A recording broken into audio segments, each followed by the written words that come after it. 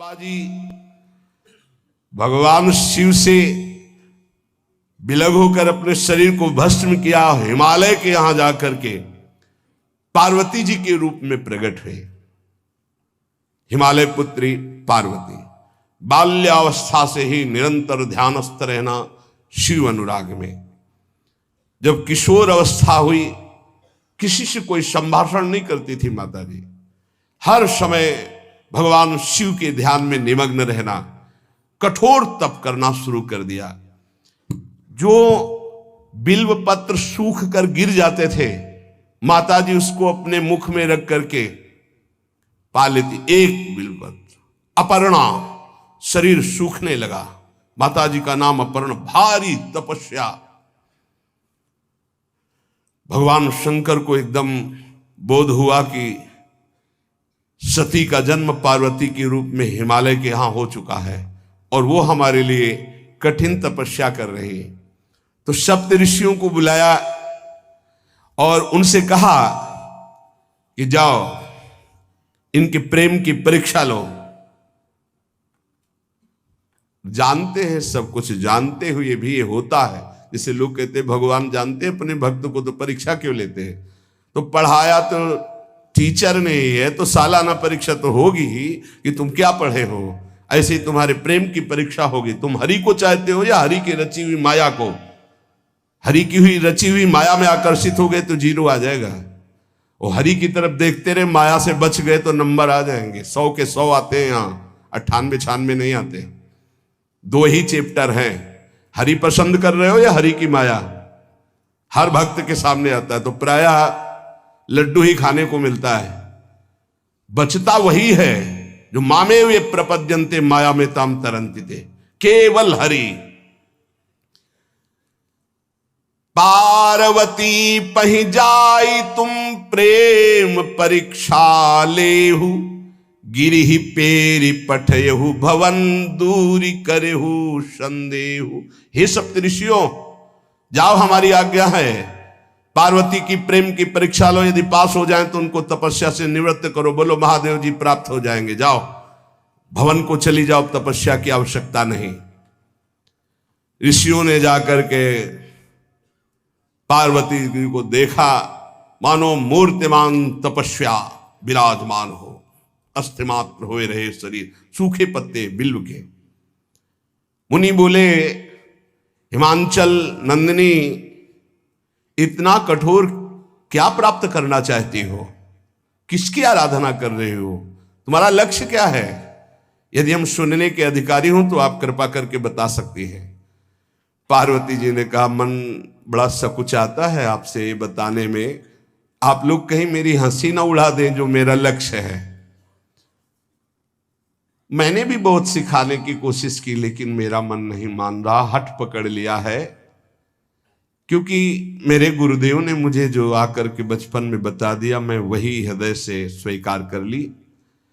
मनु हठ परा सुनई न सिखावा, चहत बारी पर भीति उठावा।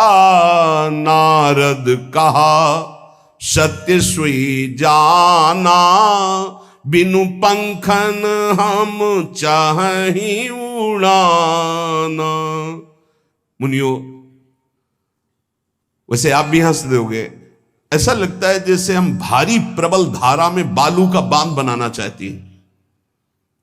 कहां भगवान शिव और कहां मैं? मेरी गुरुदेव नारद ने बचपन में आकर के कहा, तुम्हारे पति देवाधिदेव महादेव होंगे। बस मैं तब से अपने पति की प्राप्ति की आराधना कर रही हूं। पता नहीं आप मेरी बात सुनकर हंसेंगे कि मानो बिना पंख के मैं आकाश को छूना चाहती हूं। ऋषि हंस पड़े और कहा, बात तो सही है। पर्वत से उत्पन्न हुई हो तो इसलिए तुम्हारी बुद्धि भी हमें लगता है जड़ ही है। नारद के उपदेश से आज तक किसी का घर बसा है? नारद के उपदेश से किसी का घर बसा है? अरे जिस जिसका उपदेश किया उसको बैरागी बना दिया, गृहस्थी तो बनाया नहीं। नारद उपदेश सुनकर किसी का घर बसा हो ऐसा तक प्रमाण नहीं है। देखो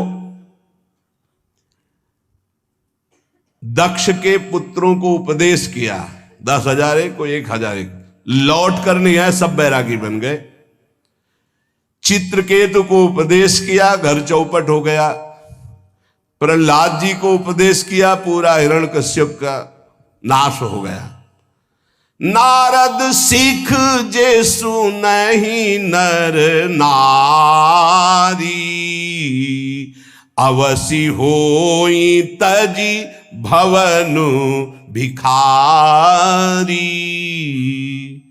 तुम्हारे गुरु नारद जी की जो सीख सुना बर्बाद हो गया, बाबा जी बन गया, भजनानंदी बन गया। वैसे हम बताएं, नारद जी हैं बड़े कपटी, ऊपर से साधु का चिन्ह है, अंदर से कपट। क्या कपट?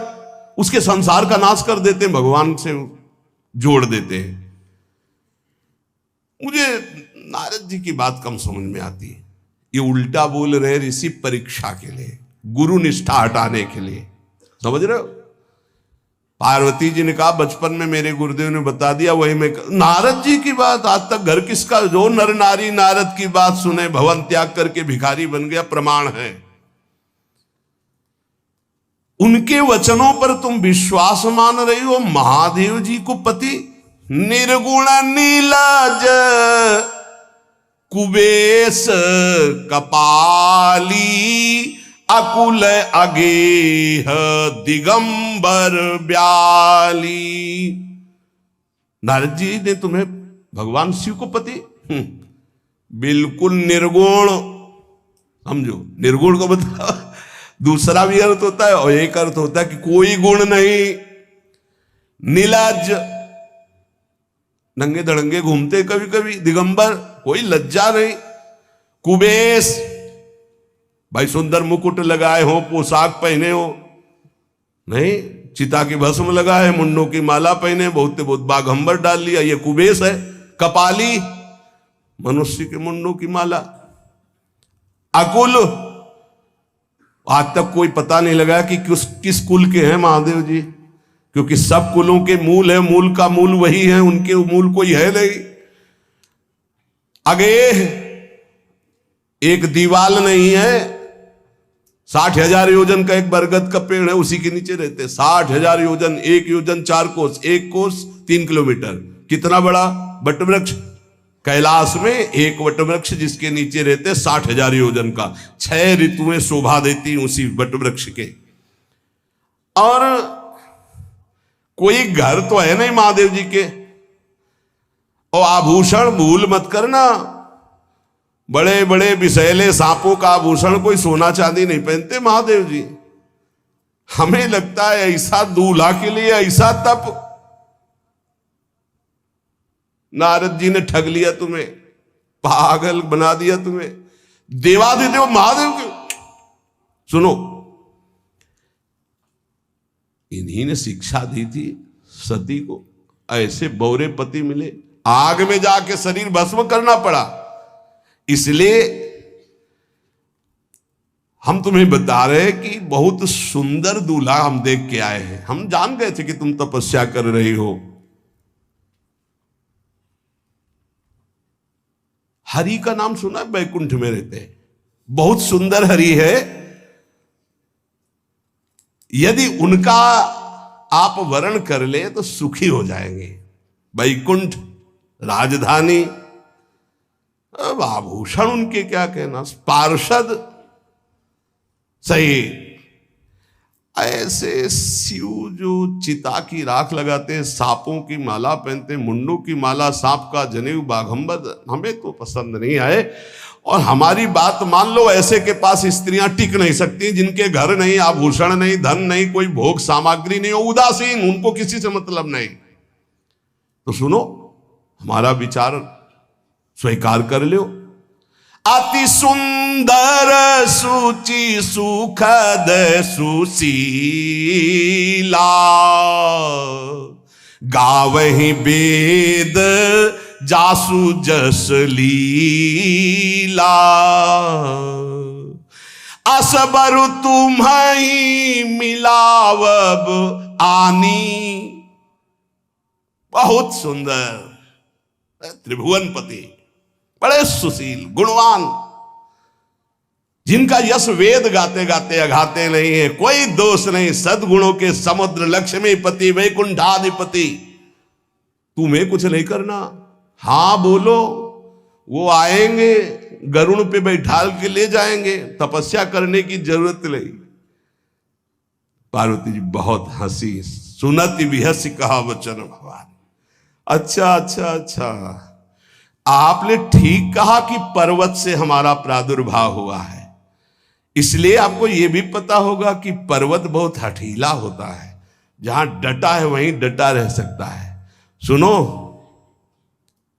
पर्वत से सोना भी उत्पन्न होता है, जो आग में जलाने पर भी अपना तेज बढ़ाता है, घटाता नहीं।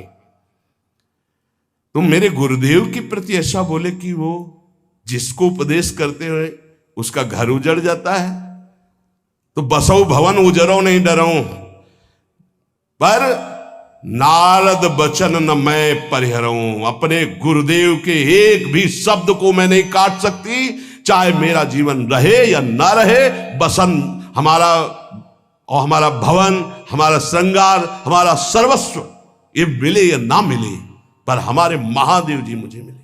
तुम आभूषणों की, वसन भूषण की बात कर रहे हो, ग्रह की बात कर रहे हो, पद की बात कर रहे हो। गुरु के बचन प्रतीति न जेहि, सपने हूं सुगम ना सुख सिद्धि तेहि। एक बात तुम्हें बता दूं सप्तऋषियों, जिसे अपने गुरुदेव के वचनों पर विश्वास नहीं, गुरुदेव का भरोसा नहीं, उसे कभी कोई सुख और सिद्धि कदा प्राप्त ही नहीं हो सकती। महादेव अवगुण भवन विष्णु सकल गुण धाम, जय कर मनुरम जाहि संते ते ही सन काम। आपने बताया कि महादेव में कोई गुण नहीं है और विष्णु समस्त सद्गुणों के धाम है, मैं मानती हूं, लेकिन मेरा मन महादेव जी से रम गया है। अब तो केवल महादेव जी, पहले मिलते हो सलाह करते तो तुम्हारी बात सुनती, अब तो गुरुदेव नारद जी ने जो उपदेश किया वही मैं करूंगी। अब मैं जन्म संभुहित हारा, को गुण दूषण करे विचारा। ये इष्ट निष्ठा होनी चाहिए। अब तो हमारा जन्म आराध्य देव के लिए, अब कौन गुण दोष का चिंतन करे। जन्म कोटि लग रगर हमारी, बरऊं शंभुनता रहूं कुमारी। करोड़ जन्म लूंगी, अगर इस जन्म में महादेव जी ने मिले तो करोड़ जन्म लूंगी, हर जन्म तप करूंगी, पर हमारे प्रीतम होंगे महादेव, पति होंगे महादेव। तजऊ न नारद कर उपदेशु, आप कहीं सत बार महेशु। हजार बार आकर के, सैकड़ों बार आकर महादेव जी भी कहें कि अपने गुरुदेव के वचन छोड़ दो, तो मैं अपने गुरुदेव के वचनों का त्याग करने वाली नहीं। आप जा सकते हैं, बहुत जगत में कुंवारी कन्याएं और कुंवारे वर हैं, उनका ब्याह करा दीजिए। मेरी तो केवल एक ही बात रहेगी, हर जन्म महादेव जी के लिए। समस्त सप्तऋषियों ने साष्टांग दंडवत की और कहा, जगदम्बा आप नित्य शिव की अर्धांगिनी, भगवान शिव ने ही मुझे भेजा था आपकी परीक्षा के लिए। जाओ, भगवान शिव सब जान रहे हैं, ब्याह पक्का, अब आपको तप करने की जरूरत नहीं है। तुम माया भगवान शिव, सकल जगत पितुमात, नाई चरण सिर मुनि चले, पुनि पुनि हर्षत गात। प्रणाम करके सप्तऋषि गए, हिमांचल से कहा, सादर अपनी कन्या को लिवा लाओ और ब्याह की तैयारियां शुरू करो। महादेव जी ब्याह के लिए पहले से ही राजी हैं और समस्त देवता ब्रह्मा जी आदि उनके पास जा रहे हैं प्रार्थना करने के लिए। इधर जब पार्वती जी को लेकर हिमालय अपने घर पे आते हैं, तब भगवान विष्णु, समस्त देवता, ब्रह्मा जी कैलाश पहुंचे, जहां भगवान शिव विराजमान थे। सबने स्तवन किया और कहा, प्रभु बहुत दिन से एक लालसा है, सकल सुरन के हृदय शंकर परम उछाहु, निज नैनन देखा चाहे नाथ तुम्हार विवाह। भगवान विष्णु, ब्रह्मा जी, समस्त देवताओं ने कहा, प्रभु हम सबके मन में एक उत्साह है, आप दूल्हा हो, हम सब बराती हो, आपका विवाह देखना चाहते हैं। प्रभु ये उत्सव देख ले तो हमारा जीवन सार्थक हो गया, आप हां बोलो। कामदेव के मद को चूर करने वाले आपको दूल्हा रूप में देखना चाहते हैं हम सब। स्वामी का स्वभाव होता है सेवक को सुख देना। पार्वती जी ने अपार तप किया है आपके लिए, आप उनको अंगीकार कीजिए। भगवान विष्णु ब्रह्मा जी की प्रार्थना सुन करके भगवान शिव जी ने कहा, तथास्तु, ठीक है, ब्याह पक्का। देवताओं ने नगाड़े बजाए, फूलों की वर्षा होने लगी, देवाधिदेव महादेव की जय के नारे कैलाश में गूंजने लगे। सप्तऋषि भगवान शिव के पास आए, कहा, प्रभु बड़ी अनन्य है पार्वती जी आपकी, अखंड प्रेम है। हमने बड़ा छल करके उपदेश किया, लेकिन उन्होंने कहा कि मैं नारद जी का उपदेश नहीं त्याग सकती, करोड़ों जन्म लूंगी और हर जन्म महादेव जी के लिए। भगवान शिव जी की आंतरिक वृत्ति जो पार्वती जी की प्रीति की है उसे कोई नहीं जानता। बहुत विरह में रहे, ऐसा न समझे कि देवाधिदेव महादेव जी परम उदासीन है, नहीं। सती जी के वियोग में बड़ी विचित्र दशा महादेव जी की हुई थी। सप्तऋषि फिर गए पार्वती जी के पास और कहा, अभी बीच में घटना घट गई, कामदेव गया था महादेव जी की समाधि को भंग किया, तो महादेव जी ने कामदेव को भस्म कर दिया, तो अब ब्याह का मतलब क्या रह गया। भवानी ने कहा, तो तुम क्या अभी तक भगवान शिव को कामयुक्त देखते थे क्या? क्या तुम समझते हो तुम्हारे जान काम अब जा रहा? अरे अब लग शंभु रहे सभिकारा। तुम्हारी नजर में अभी तक भगवान भिखारी थे और अब काम को भस्म किया है। अरे हमने भगवान शिव की आराधना की, हमरे जानी सदा शिव जोगी, अज अनवद्य अकामो अभोगी। मैंने तो शिव को सदा ही योग संपन्न ब्रह्मबोध देखा है। वचन और कर्म से, मन से मैंने यदि भगवान शिव को अपना स्वामी माना है, योगी, अजन्मा, अनिंद्य, काम रहित, भोगहीन, तो निश्चित मुझे प्राप्त होंगे। भगवान शिव के पास फिर सप्तऋषि गए, बोले प्रभु गजब की निष्ठा है, केवल आपके प्रति प्रेम है। ब्रह्मा जी ने लगन रची, सप्तऋषियों को बुलाया और कहा, ब्याह दोनों तरफ, ये लड़की पक्ष की लगन, ये वर पक्ष की लगन। ब्याह तय हो गया, दिन नक्षत्र घड़ी, नगाड़े बजने लगे देवताओं के लिए, सुमन वृष्टि हुई। ब्रह्मा जी ने सबको बुलाया, हिमालय ने सबको निमंत्रण दिया, बड़े बड़े पर्वत भेंट लेके आ रहे हैं, बड़े बड़े रसनिधि समुद्र भेंट लेकर के आ रहे हैं। वहां भोजन पान के लिए हिमालय के पास कोई कमी थोड़ी थी, रस की नदियां बह रही थी, विविध प्रकार के रस, विविध प्रकार के फल, विविध प्रकार के भोग वहां सब व्यवस्थित किए जा रहे हैं। ब्रह्मा जी ने कहा, देखो सबसे पहले नारायण की समाज रहेगी, दूल्हे की नहीं रहेगी, नहीं तो गाली ही पड़ेगी। हिमालय के यहां प्रवेश पाने के लिए बरातियों में सबसे पहले नारायण, फिर देवराज इंद्र का परिकर, वायु देवता, अग्नि देवता, सबसे पीछे दूल्हा की बारात। बात तय हो गई। ऐसे ऐसे सब लगे संवारन सकल सुर, वाहन विविध विमान, हो ही सगुन मंगल सुबद, करहीं अप्सरा गान। सब अपने अपने वैभव संपन्न सब तैयार हो रहे हैं। बोले महाराज दूल्हे को तैयार किया जाए। शिव ही शंभुगन करहीं सिंगारा, जटा मुकुट अहि मोर संवारा। कुंडल कंकन पहिरे ब्याला, तन विभूति पट के हरि छाला। शशि ललाट सुंदर सिर गंगा, नयन तीन उपवीत भुजंगा।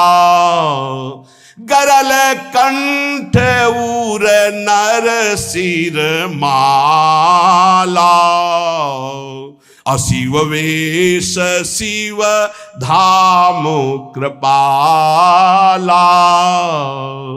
कर त्रिशूल अरु डमरु विराजा, चले बसहा चढ़ी बाजही बाजा। देखी शिवहि सुरत्रिय मुस्काही, बरलायक दुल्हनी जग नाहीं। दूल्हे की तैयारी हो रही भाई।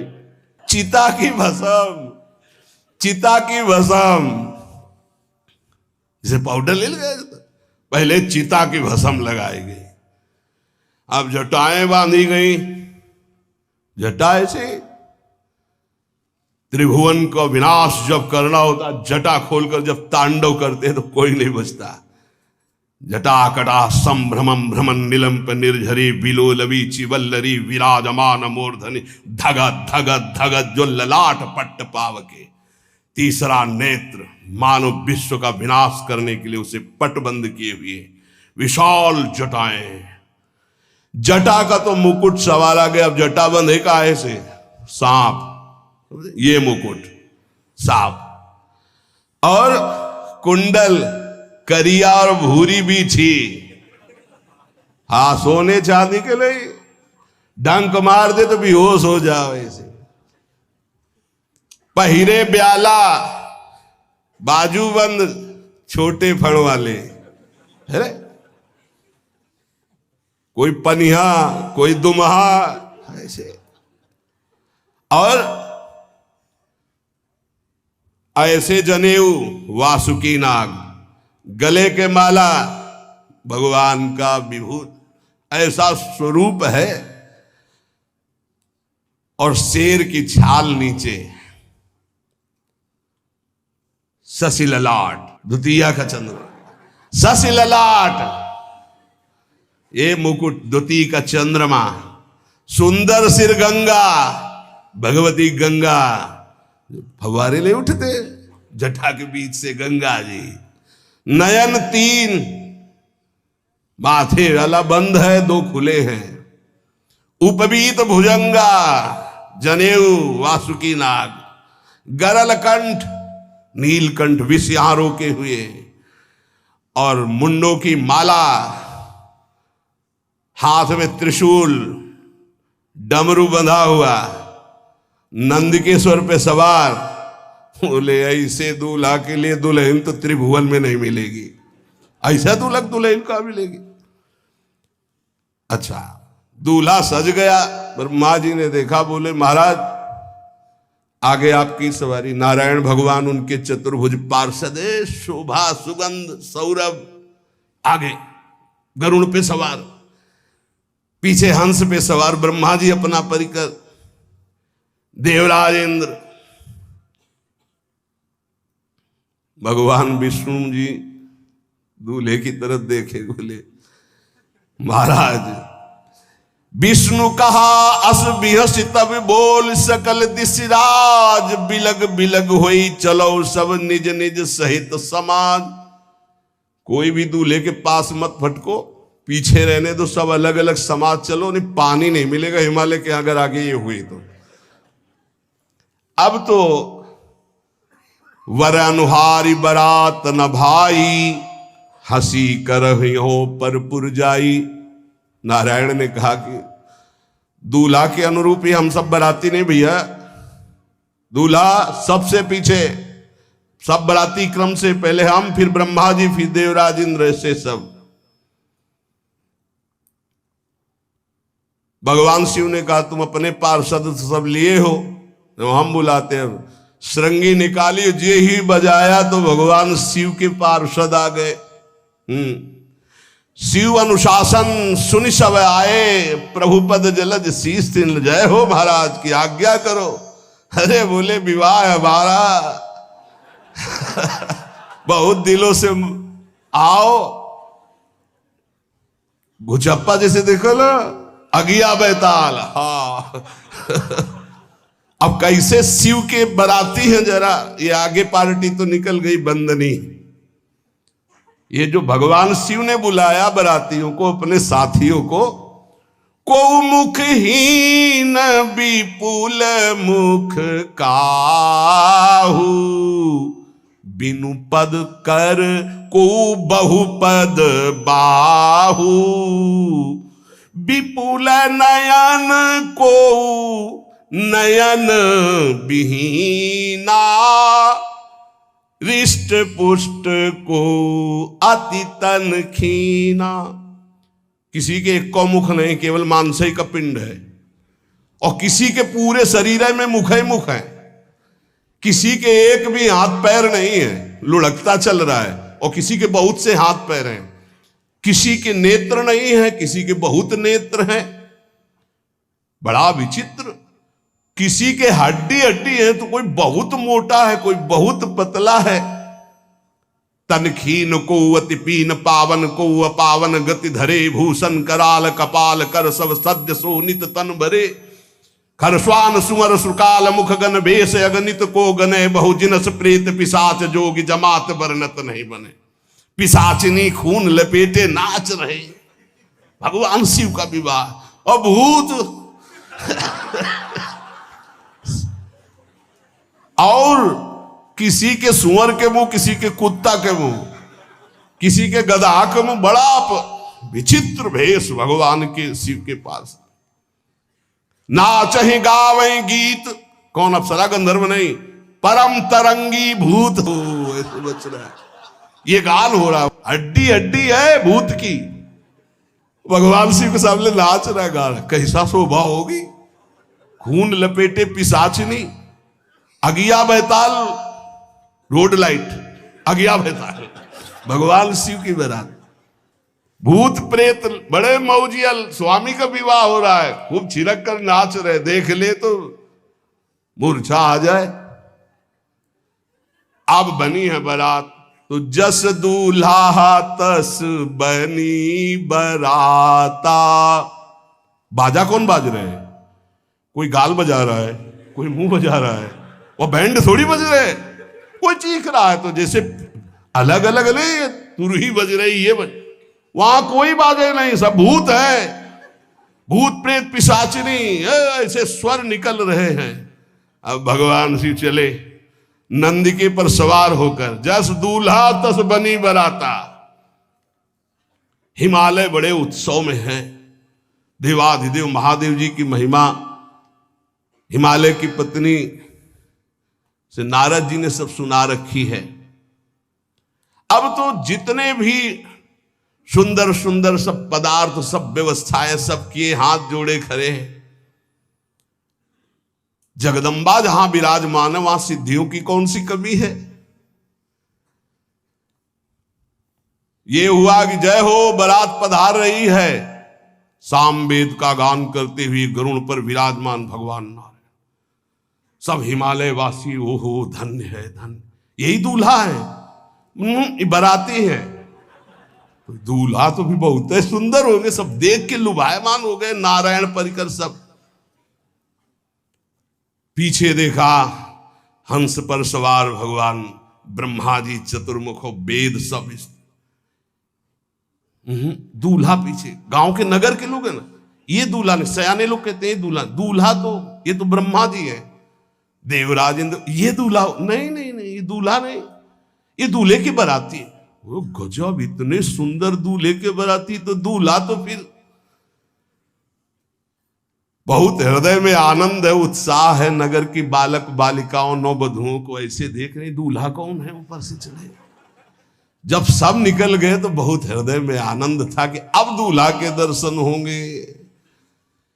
जोई दूल्हा की पार्टी आई, शिव समाज जब देखन लागे, भीतरी चले बाहन सब, जितने अगवाली कर ले आए थे धोती संभाल के जान बचा के भागे।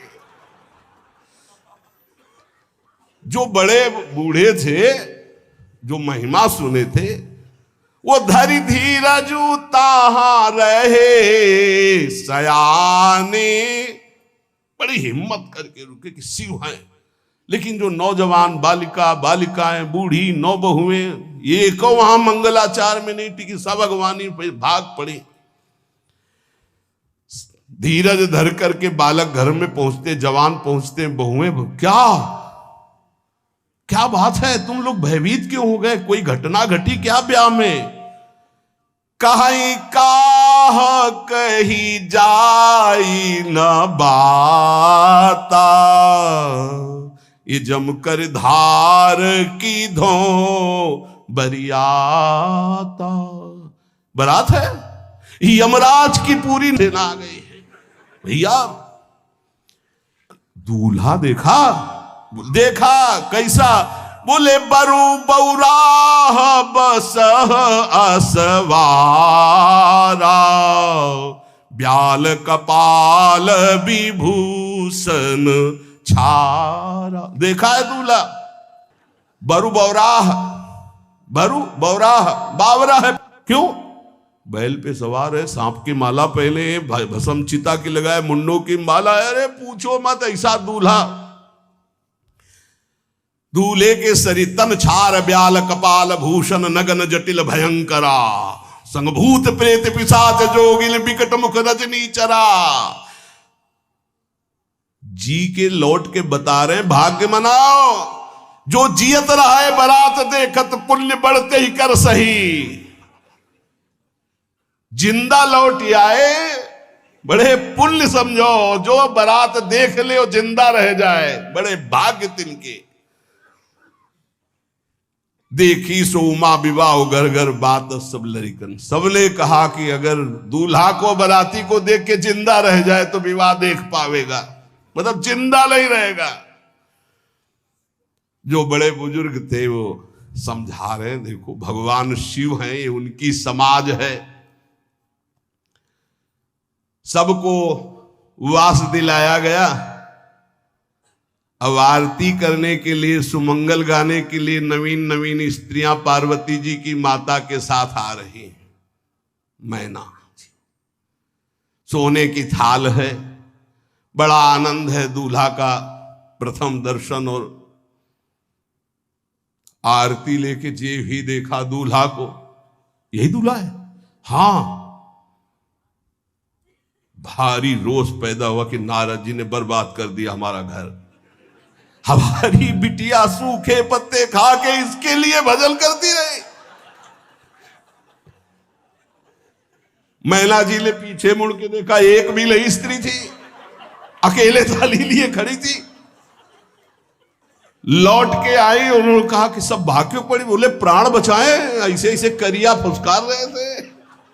कोई थाली पटक दी, आरती की गई। पार्वती जी को गोद में बैठाला और रोने लगी। बिटिया ऐसे के लिए भजन किए हो, ऐसे के लिए तपस्या किए हो? आंसू भर के कहा कि विधाता की बुद्धि मारी गई। जिसने तुम्हारी जैसी सुंदर कन्या, वो ऐसा बावरा दूल्हा, ये संयोग रचा है। बुद्धि खराब हो गई ब्रह्मा की। कसकीन बरु बौराह विधि जय तुम्हें सुंदरता। त्रिपुर सुंदरी भगवती पार्वती जी अरे जो फल लगना चाहिए कल्पतरु में वो बमूर में लग रहा है। ये आज वही दिल उत्सव, ब्याह का उत्सव भगवान शिव। अच्छा तो मेरा निर्णय सुन लिया जाए मैना जी का, अगर मेरी बात नहीं मानी गई तो हिमालय के शिखर से अपनी बेटी को लेकर गिर के आत्महत्या कर लूंगी, ब्याह नहीं होने दूंगी, फाइनल। तुम सहित गिरते गिरो पावक जरो, आग में जल जाऊंगी अपनी बेटी को लेके, समुद्र में डूब जाऊंगी, लेकिन ऐसे बोरे बोरा जो ये बर है इसके साथ ब्याह नहीं होने दूंगी, पक्का। सब रोने लगी मैना जी का आदेश सुनकर। मैना जी कहती, हाय मैंने नारद जी का क्या बिगाड़ा था, नारद कर में काह बिगाड़ा, भवन मोर जिन बसत उजारा। कितना बढ़िया सब चल रहा था, बेटी को उपदेश किया कि वर तुम्हारे शिव देवाधिदेव महादेव, बर्बाद कर दिया सब। ऐसा दूल्हा,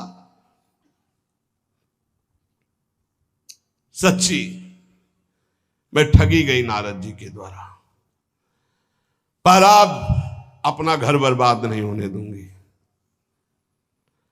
क्या जाने नारद जी बेटी का प्रेम क्या होता है, बांझ कभी प्रसव की पीड़ा जानती है, क्या जाने बाबा जी है हमारी बेटी हो ऐसा दूल्हा। जब देखा कि मां बहुत गुरुदेव को उल्टा सीधा बोल रही है तो उन्होंने कहा, माता विचार पूर्वक। जननी ही बिकल बिलो की भवानी, बोली जुत विवेक मृदुबानी।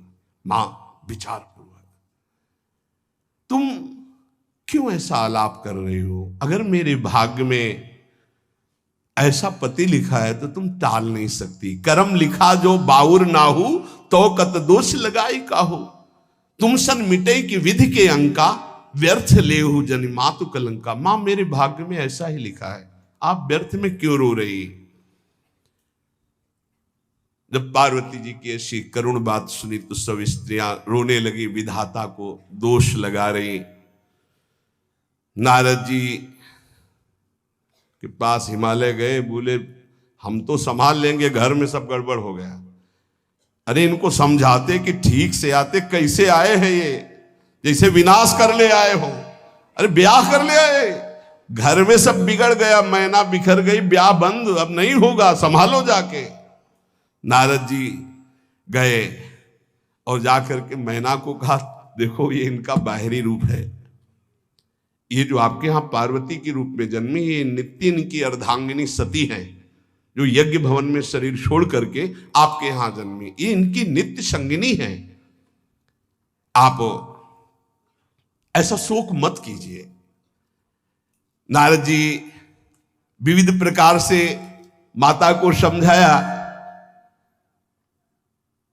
इनके द्वारा एक भ्रम हो गया था, तो इनको शरीर त्यागना आवश्यक हो गया। जब भगवान श्री राम सिया जी के लिए हे खग हे मृग हे मधुकर श्रेणी, तुम देखी सीता मृग नैनी, ऐसा पुकार रहे, तो भगवान शिव ने प्रणाम किया और सती जी के मन में संशय हुआ। सती जी ने सीता वेश धारण किया। जब भगवान शिव ने जाना तो उसी समय त्याग कर दिया था कि अर्धांगिनी रूप में अब कभी स्वीकार नहीं करो, क्योंकि पूज्य माता का रूप आपने धारण किया। तो मूल बात ये थी, इसीलिए योगाग्नि में जाकर शरीर को भस्म कर दिया और आपके यहाँ पार्वती जी के रूप में जन्मी है। जब नारद जी ने बताया कि आप बिल्कुल धैर्य रखिए, भगवान शिव का वैभव आपने देखा नहीं, ये इनका बाहरी रूप है, समझाया मैना को तसल्ली। बोले अभी दूल्हा रूप आपको दिखाते हैं, आप चुप रहिए। तब मैना के हृदय में कुछ शांति हुई।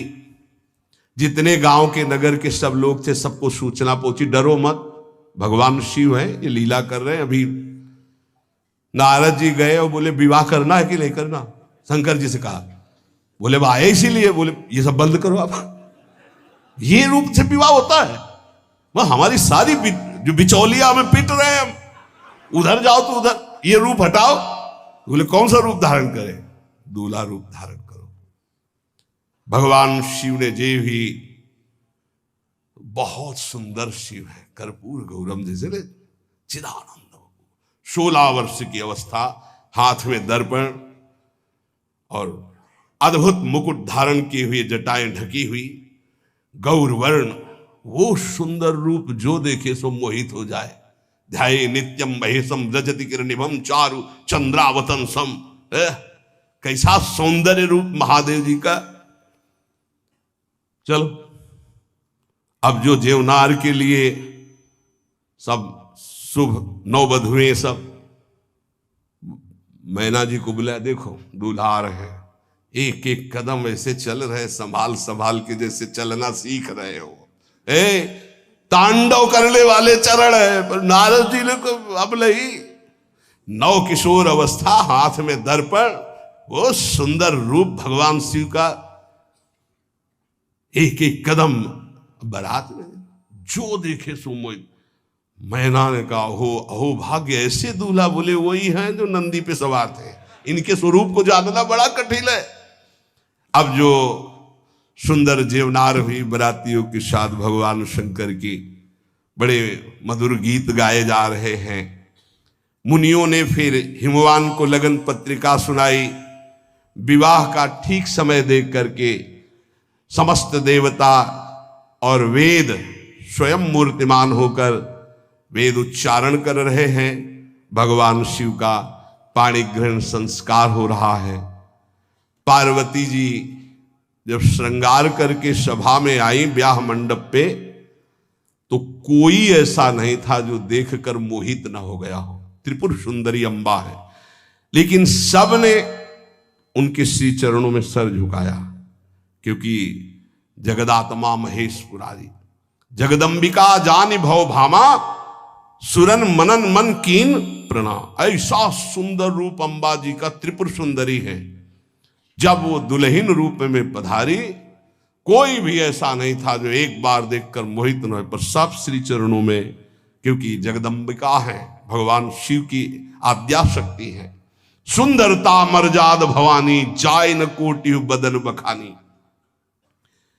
करोड़ों मुखों से यदि वर्णन हो तो इस समय जो पार्वती जी का सुंदर रूप है, नव किशोरी और दुल्हन रूप, पार्श्व में बैठे अत्यंत सुकुमार, कपूर और चांदी की तरह गौर वर्ण, एकदम तेजोमय, विशाल नेत्र, स्वर्ण आदि के आभूषण, कहीं कोई एक बिच्छू सर्प कुछ नहीं, बिल्कुल नव किशोर राजकुमार स्वरूप भगवान शिव। पार्वती का मन रूपी भौरा शिव जी के रूप को देखकर लुभायमान हो रहा है। आज्ञा भई, ब्याह प्रारंभ हो। आश्चर्य की बात, गणेश जी का पूजन सबसे शुरू हुआ। लियो, मुनि अनुशासन गणपति पूजे शंभु भवानी, गणानान्त्वा गणपति ग्वंघवामहे प्रियानान्त्वा प्रिय। लियो, बोले गणेश जी पार्वती जी के मतलब पुत्र का भावातल कि वो जो उट्टल लगा रही थी उसी से ये आदि गणेश है, ये आद्य गणेश है। जैसे आदि ब्रह्म, जैसे आदि ब्रह्म स्वरूप ये गणेश है। भगवान शिव और पार्वती जी ने प्रथम गणपति पूजन किया। मुनि अनुशासन गणपति पूजे शंभु भवानी, को सुनि संशय करे जनी। ये अनादि जी जान, कोई संशय मत करना कि वो पुत्र है जो पार्वती जी से प्रकट हुए। बोले नहीं, ये अनादि गणपति का पूजन हो रहा है, जो ब्रह्म गणपति है। जस विवाह कै विधि श्रुति गाई, महामुनिन सो सब करवाई। गही गिरीश कुश कन्या पानी, भवई समर्पी जानी भवानी। पाणी ग्रहण संस्कार किया, कन्यादान। ये बहुत बड़ा गृहस्थ धर्म में परम पावन है। देखो, जो हमारी पूर्व धर्म मर्यादा की संस्कृति कितनी पावन संस्कृति है, जिसको आज हम भूलते चले जा रहे हैं, मनमानी आचरण करते चले जा रहे हैं। इसलिए गृहस्थ भी सुखमय नहीं रह गया है। गृहस्थ अगर धर्म के अनुसार हो तो उसको परम पद की प्राप्ति होती, परम मंगल होता है। बहुत ये जो हमारी धर्म मर्यादा है बहुत सुख देने वाली है, लेकिन इसका प्रतिदिन उल्लंघन ही होता जा रहा है।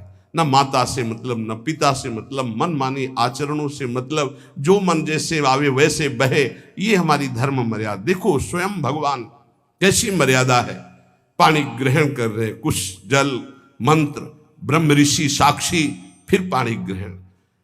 पानी ग्रहण जब कीन्ह महेशा, ये हर से तब सकल सुरेशा। वेद मंत्र मुनि बर उच्चरहि, जय जय जय शंकर सुर करहि। बाजहि बाजन विविध विधाना, सुमन वृष्टि नभ भय विधि नाना। जिस समय पाणी ग्रहण भगवान देवादिदेव महादेव रंबा पार्वती का हुआ, समस्त देवता मुनिगण वेद मंत्र उच्चारण करते हुए जय हो जय हो जय हो, विविध बाजे बज रहे, पुष्पों की वर्षा हो रही। हर गिरिजा कर भयउ विबाहु, सकल भुवन भरी रहा उछाहु। भगवान शिव और पार्वती जी का विवाह संपन्न हुआ। बहुत कुछ श्री चरणों में भेंट रख करके हिमांचल ने प्रार्थना की, प्रभु आप तो कृपा के समुद्र हैं, अगर मेरी पुत्री से कभी कोई गलती हो जाए तो क्षमा करना। नाथ मामम प्रांशम ग्रह किंकरी करेहु, क्षमेउ सकल अपराध हुई प्रसन्न वरुदेव। हे शिव, आपसे एक ही प्रार्थना है, मेरी पुत्री अबोध है, कभी कोई गलती कर दे तो हे नाथ मैं क्षमा चाहता हूं, मेरी पुत्री से कभी आप रुष्ट मत होना। बहुत प्रकार से भगवान शिव ने उनको आशीष दिया, ढांढस बंधाया। फिर भगवान शिव और उमा आनंद पूर्वक कैलाश पधारे। चरित सिंधु गिरजा रमन, वेद न पावहि पारू। बरने तुलसी दास किमि, अतिमति मंद गंवार। कह रहे भगवान शिव की महिमा को तो वेद नहीं पार पा सकते। गोस्वामी तुलसीदास जी कह रहे मैं भला उस महिमा को कैसे गा सकता हूं, मैं तो गवार बुद्धि का हूं। भगवान शिव और माता पार्वती जी आज भी अब भी कैलाश में विराजमान है। हर गिरजा विहार नित नयऊ, यही विधि विपुल काल चले गए हो। भगवान शिव और पार्वती का जो मंगल में विवाह सुनेगा, भगवान के चरणों में प्रीति, समस्त पापों का नाश होकर हृदय की निर्मलता, हरिहर में प्रीति निश्चित प्राप्त होती है। क्योंकि ये परम वैष्णवाचार, परम बोध संपन्न जगत गुरु भगवान शिव की लीला हृदय के अहंकार को मिटाती है। ये अहंकार के अधिष्ठात्र देवता है भगवान शिव, और जब तक अहंकार रहता है तो हरि के चरणों में या प्रियाजू के चरणों में प्रीति नहीं होती। सुनहु राम कर सहज स्वभाव, जन अभिमान न राखे काहू। तो भगवान शिव जिस पर कृपा करते तो अहंकार का अपहरण कर लेते हैं और दैन्य भरी भक्ति हरि के चरणों में हो जाती है। इसीलिए भगवान श्री राम अपनी अयोध्या वासियों से हाथ जोड़कर कहा, और एक गुप्त मत सबई कहां कर जोरी, शंकर भजन बिनानर भगति न पावे मोरी। भगवान शिव और पार्वती का ब्याह संपन्न हुआ, आज भी कैलाश में नित्य विहार करते हुए विराजमान है। ऐसे उनके चरणों को प्रणाम करके अपने आराध्य देव के चरणों में प्रीति मांगते हैं। नमः पार्वती पतये हार हार हार महादेव। जय जय श्री राधे।